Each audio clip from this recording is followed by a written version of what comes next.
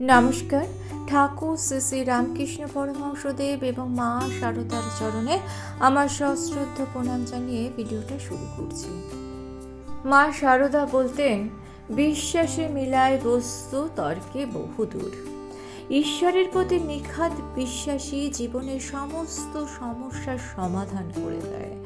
যখন জীবনে চরম কষ্ট আসে, তখন সেই কষ্টের মধ্যে দাঁড়িয়েই আমাদেরকে বিশ্বাস রাখতে হবে যে মা আমাদের দেখছেন, আমাদের পাশে আছেন। মা শারদার করুণাময়ী মন্ত্র আমাদের শেখায় কিভাবে অন্তরের গভীর বিশ্বাস দিয়ে সব বাধা অতিক্রম করতে হয়। মা বলতেন যে যেমনভাবে আমাকে ডাকে আমি তেমনভাবেই তার কাছে যাই। অর্থাৎ আমাদের ভক্তি যদি গভীর হয়, মায়ের করুণাও ততই আমাদের জীবনে আসবে। মা শারদা বলতেন, কোনো কষ্টই স্থায়ী নয়, যত কষ্টই হোক ভক্তি আর বিশ্বাস নিয়ে থাকলে মা তার ভক্তদের জীবন থেকে দুঃখ কষ্ট দূর করে দেন। মায়ের এই আশ্বাস আমাদের শেখায় ঈশ্বরের প্রতি সম্পূর্ণ ভক্তি রেখে নিয়মিত সাধনা ও জপ করলেই আমরা জীবনে যে কোনো কষ্টের মোকাবিলা করতে পারি। রাতের নিস্তব্ধতা এক অদ্ভুত শূন্যতা নিয়ে আসে আমাদের জীবনে। দিনের ব্যস্ততা শেষে যখন আমরা চোখ বন্ধ করি, মনের ভিতর জমে থাকা হাজার চিন্তা যেন একসাথে আছড়ে পড়ে। এক সময়ের মধুর জীবনটা যেন বিষণ্ণতার অন্ধকারে ডুবে আসে। ঘুম আসে না, শান্তির খোঁজে রাতের রাত আমরা ছটফট করি, আর তখনই মায়ের করুণার প্রয়োজন হয়। মা শারদার আশীর্বাদে জীবনে যেন আলোর বর্ণা নেমে আসে। মা শারদা বলতেন, ভক্তি আর বিশ্বাসে যখন মন পূর্ণ হয়, তখনই ঈশ্বরের করুণা বর্ষিত হয় আমাদের জীবনে যতই কঠিন সময় আসুক না কেন, মায়ের কৃপায় সব বাধা দূর হয়ে যাবে। মা শারদার একটি বিশেষ মন্ত্র, যা আপনি রাতে শুয়ে চোখ বন্ধ করে 7 বার জপ করলে মায়ের করুণা আপনার জীবনে এমন এক পরিবর্তন নিয়ে আসবে যে আপনি কল্পনাও করতে পারবেন না। প্রতিটি মন্ত্রে ঈশ্বরের শক্তি নিহিত থাকে। মা শারদার এই মন্ত্রটি ঠিক তেমনই একটি মন্ত্র শুধুমাত্র কয়েকটি শব্দের সমষ্টি নয়, এটা একটা আশ্চর্য শক্তি যা আপনার জীবনকে সমস্ত অন্ধকারকে দূর করে আলোর দিকে নিয়ে যেতে পারে। জীবনের যন্ত্রণাময় ভার যদি আপনার বুক থেকে নামাতে চান, তাহলে একবার মা শারদার শরণাপন্ন হন। প্রতিদিন রাতে ঘুমানোর আগে চোখ বন্ধ করে শুয়ে থাকুন। মনের সমস্ত উদ্বেগ সরিয়ে ফেলুন। মনকে একাগ্র করে মার শারদার মন্ত্রটি 7 বার জপ করুন। আপনার বিশ্বাস ও ভক্তির মধ্যে দিয়ে মার শারদার শক্তি প্রভাবিত হবে আপনার জীবনে, আপনার মনের মধ্যে। ধীরে ধীরে আপনার সমস্ত দুঃখ কেটে যাবে। যে খবরের জন্য আপনি অপেক্ষা করছেন, সেই খবর আসবে খুব শীঘ্রই। মা শারদা তার ভক্তদের কখনো খালি হাতে ফেরান না। তিনি নিজে দেখেছেন পৃথিবীর সমস্ত যন্ত্রণা, সমস্ত কষ্ট। তাই যখনই তার ভক্তদের কষ্ট হয়, তিনি তাদের দুঃখে ছুটে আসেন তাদের জীবনে আশীর্বাদ নিয়ে। বিশ্বাস রাখুন আর মাকে স্মরণ করুন।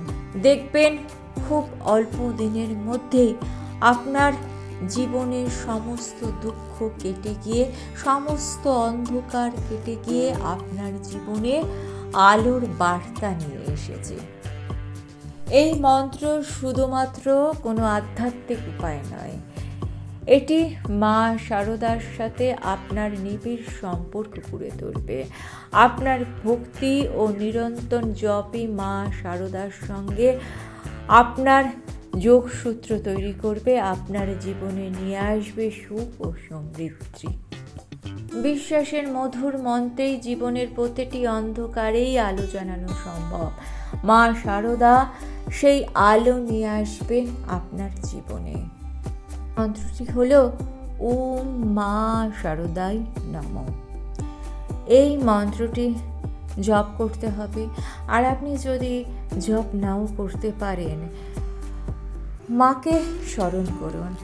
যখন আপনি একা থাকবেন, যখন আপনার ইচ্ছে হবে মা শারদার কৃপা লাভ করার জন্য, নানান রকম উপাচারের কোনো প্রয়োজন নেই, কারণ মা নিজেই বলে গেছেন যে কোনো উপাচারের প্রয়োজন নেই।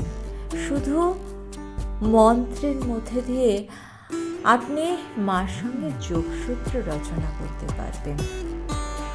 তবে আপনাকে সমস্ত কিছু মায়ের পায়ে অর্পণ করতে হবে, আপনাকে সমর্পণ করতে হবে, আপনাকে বিশ্বাস করতে হবে।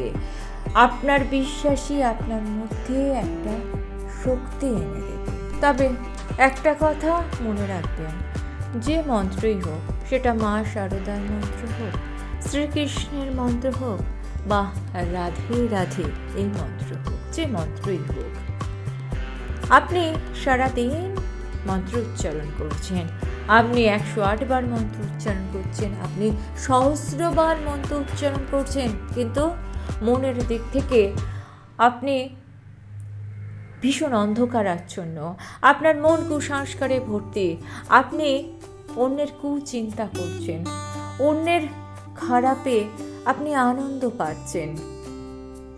কার কি হলো, কে কতটা এগিয়ে গেল, কে জীবনে কতটা সার্থক হলো, কে কতটা অর্থ উপার্জন করলো, সাকসেস পেল, এটা যদি আপনার মনকে বিষণ্ণ করে, তাহলে যে মন্ত্রই আপনি উচ্চারণ করুন না কেন, যতবারই উচ্চারণ করুন না কেন, আপনি কখনোই ভগবানের কৃপা লাভ করতে পারবেন না। আগে আপনার নিজের মনকে শান্ত করুন, নিজের মনকে পরিচ্ছন্ন করতে হবে। একটা কথা জানবেন, আমাদের শাস্ত্রে বলা হয় দান পুণ্যের কাজ, নিশ্চয়ই পুণ্যের কাজ। দান করুন, আপনার সামর্থ্য অনুযায়ী দান করুন। আপনাকে কেউ দান করতে বললো আর আপনি আপনার সামর্থ্যের বাইরে গিয়ে দান করলেন, তাতে তো আপনার জীবনে কিছু সমস্যার সমাধান হবে না। দান মানে যে আপনার অনেক অর্থ দান করতে হবে সেটা নয়। আপনি কিন্তু ভালো পরামর্শ দান করতে পারেন। যার জীবনে অনেক দুঃখ, অনেক হতাশা, তাকে আপনি একটু আশার আলো দেখাতে পারেন। আপনি আপনার হাসি মুখটা দিয়ে সবার সঙ্গে একটা সুসম্পর্ক তৈরি করতে পারেন, সেটাও কিন্তু দান। হাসি মুখ মানে আমি বলছি না যে সবসময়তেই আপনি হাসবেন, সেটা নয়। যেখানে হাসা প্রয়োজন, মানে আপনার ভদ্র ব্যবহার দিয়েও কিন্তু আপনি এই কাজটা করতে পারেন, এটাও কিন্তু দান। ভদ্র ব্যবহার করা, মানুষকে আশ্বাস দেওয়া, মানুষকে বিশ্বাস জোগানো, মানুষকে সাহায্য করা, এটাও কিন্তু দান। যখনই এইসব চারিত্রিক বৈশিষ্ট্যগুলো আপনার মধ্যে ফুটে উঠবে, তখন দেখবেন আপনার ঈশ্বরের প্রতিও একটা গভীর বিশ্বাস জন্মেছে। আর ওই গভীর বিশ্বাসটাই দেবে আপনাকে সমস্ত বিপদ থেকে রক্ষা হওয়ার একমাত্র অস্ত্র। সারাদিন জপ ধ্যান করছেন, কিন্তু মুখে জপ করছেন আর আপনার মনটা ঘুরে সর্বত্র ঘুরে বেড়াচ্ছে, তাতে আপনার সমস্যার সমাধান হবে না।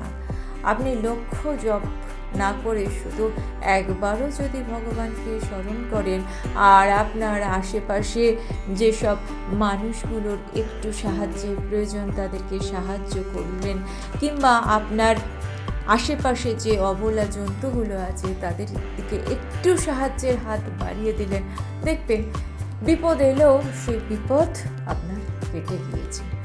পর এমনও হতে পারে আপনি হয়তো সারাদিনে সময়ই পেলেন না ঠাকুরকে স্মরণ করার, কিন্তু আপনার কাজের জায়গায় যাওয়ার পথে দেখলেন কিছু অবলা জন্তু আছে, তাদেরকে আপনার সাধ্য মতো একটু খেতে দিলেন, তাদের সঙ্গে দুটো ভালো ব্যবহার করলেন, ওরাও ভালো ব্যবহার বোঝে, তাহলেও কিন্তু লক্ষ জপের সমান কাজ আপনার হলো। কারণ ভগবান কিন্তু সব জীবের মধ্যে আছেন। আপনার চোখ থাকতে হবে, আপনার অন্তর থাকতে হবে, আপনার দৃষ্টি যদি শুদ্ধ হয় তাহলে দেখবেন এই পৃথিবীর, এই জগতের সর্বত্র আপনি ভগবানকে খুঁজে পাবেন। আর ভিডিওটা ভালো লেগে থাকলে চ্যানেলটিকে সাবস্ক্রাইব করে নিয়ে পাশে থাকা বেল আইকনটা প্রেস করে দিয়ে অল অপশনটা ক্লিক করে দেবেন, তাহলে যখনই নতুন কোনো ভিডিও আপলোড করব তার নোটিফিকেশন আপনাদের কাছে পৌঁছে যাবে। ঠাকুর ও মায়ের চরণে প্রণাম জানিয়ে আজকে এই পর্যন্ত। থ্যাংকস।